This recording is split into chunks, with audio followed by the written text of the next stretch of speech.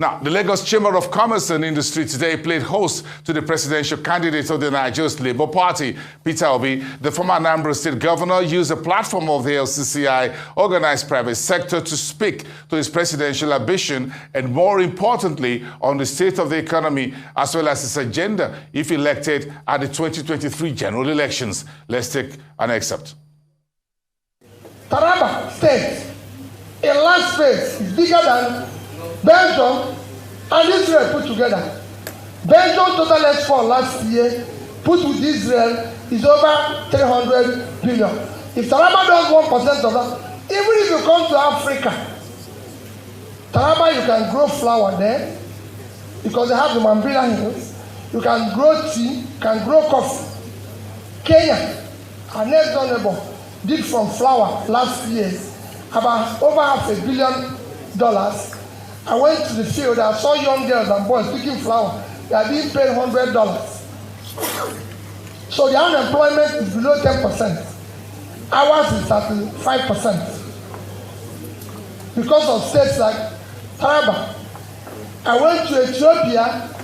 Total export of coffee from Ethiopia is $1.1 billion. Of course, tea in Sri Lanka. These are things you can grow there. So we need to deal with all those. When I talk about production, that is why other priority security. So you can put people back to farms and invest on the productive assets of the country. When we talk about our assets, it's not only NNPC and Ajoku, that land is the major asset and has to be invested on. And no land are we going to allow to just feel like that. We will turn into something and it will be productive. So these are the orders of priority. Deal with the issue of human capital, education. Our human capital is low. The more you invest in education, the better your economy. So we're going to invest in education. We're going to invest in health. We'll start pulling the small people and people out of poverty. These are orders of priority of what we are going to do. Let me tell you, I've said there's nothing wrong in borrowing. Every country of the world borrows money. I've not seen any country that is not owing. Especially countries we use, for example. Today, Nigerians who want to cite America, Britain, all those countries owe more than 80% of their GDP. America is the biggest country. With all the dollar and everything, American debt today is over 80% of our GDP. The second country is China. They are owing over 50% of their GDP. The third country is even more compounded, is Japan. They are owing 230% of their GDP. The difference, even Norway, with 1.4 trillion sovereign wealth fund, is owing. Singapore, that we like to cite is owing over 130% of their GDP. So the difference is that if you borrow for consumption, you have a problem. If you borrow for investment, your economy will grow. The reason why things are not working here is that we borrowed for consumption. You threw away the money. So debt is a component of development. But debt must be used efficiently and effectively for a purpose that brings value. You don't just borrow money and throw it away and then come back. That is why you're even having a problem servicing the debt in the first place. Because the money you borrowed had been thrown away. If it was invested, what you get from the investment is what you use to service the debt. And I've shown countries after country, third world countries. I'm not comparing us with countries of this thing. I've always showed an example using Bangladesh, a very poor country. Sorry to use it. If they hear it today, they'll say, what is this man talking?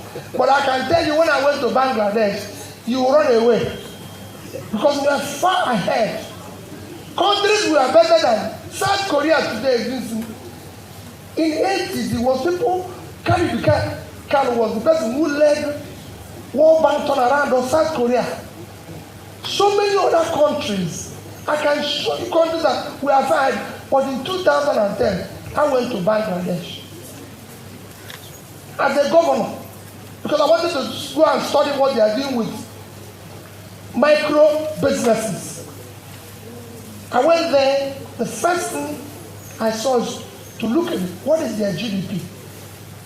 About $115 billion.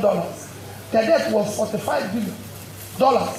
Their per capita was $747 in 2010. Go and check Nigeria in 2010. Our GDP was $375. Our per capita was $225.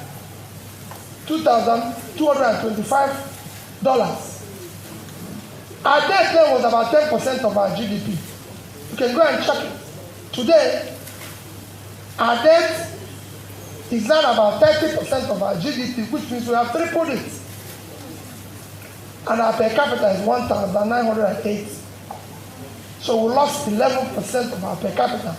The same Bangladesh today, their per capita is 2,050. In fact, it's 2,100 now. So they've tripled their own. Our own went south. That because the money you borrowed, you threw it away. Their GDP has grown to 300 and something. Their debt has also increased by 3 times what it was then, but they've invested it. It is what you use the money to do that makes the difference. There's nothing wrong in borrowing. We will, first is that under my watch, we will borrow for investment. We are not going to borrow for consumption. And there are things you can do, which is what my sister is doing, cut the cost of governance, remove physical recklessness. And you don't need to borrow as much as you're borrowing today. You know, I said before that we deal with the issue of education differently. I won't say exactly how we are going to deal with it, but I remember I said it will go out from the list where it is to where it will be under state. We are going to do things differently, where we will ensure that what we are going through now, in terms of university timetable, does not occur. And I assure people we are going to deal with that. Because education is going to be priority in a government that I and my team will be involved. The vice presidential candidate of Labour Party owns 2 universities. There's nobody who has that qualification in all those who are contesting today that can bring it forward, because they have already experienced a domiciled experience within the team, and both of us are going to be one team. He knows. He comes from himself, well educated, a PhD holder, owns 2 universities, involved with the education, and investor. So, the rest assured we're going to deal with all these issues and how to handle it better. On role of women, again, I will refer people to go to my last involvement in governance in Anambra State. I was actually going to establish Ministry of Men Affairs because women were in charge. Go and check from my last chief of staff, last commissioner for finance, head of service, principal, permanent secretary in my office, accountant general, commissioner for finance, commissioner for education, commissioner for local government. I can go on and on. The women took over. And I can tell you, I said, I'm happy that somebody who went to the European Union with me there. Women are more productive than men. When they determine to do anything, they will do it. The men can be thinking, yeah, they will do it. And for me, the rest assured, they will be well involved. I said to my speech that all those unconsulted areas will The women, the youth, the vulnerable will be involved. This is their government. I am going to lead a government of the poor, a government of Nigerians. This government will be for Nigerians, by Nigerians. It's not going to be government of elite, organized elite conspiracy and criminality. No. That's why we're trying to destroy their structure. That structure that kept us where we are. So, that's the thing. There's one remaining. The ports. Let me tell you about the ports. I'm a trader. No, don't go to that area. I know what to do with the ports. I'm a trader. Yes, I'm a trader. I'm part of it. The president knows now. I'm a trader. I'll show you that I'll make sure that dealing with trade and importation and export will be seamless. Remember, I'm trying to drive exports. That's what we're doing. Mr. President, let me most sincerely thank you again and your team for inviting me. The reason why I said I want it to be interactive is that I want the people to listen to me and take notes.